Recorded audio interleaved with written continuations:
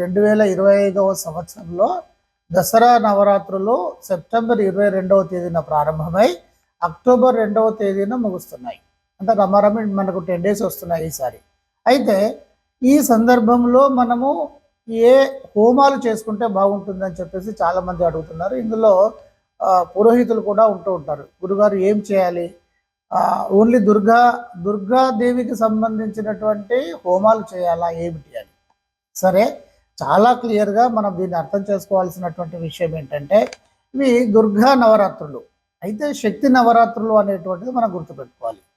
ఈ నవరాత్రులలో మనము సహజ సిద్ధంగా దుర్గామాతకు సంబంధించినటువంటి మనం అన్నీ కూడా, అంటే ఏ కార్యక్రమాలైనా సరే హోమ రూపంలో పూర్ణంగా మనం చేసుకోవచ్చు.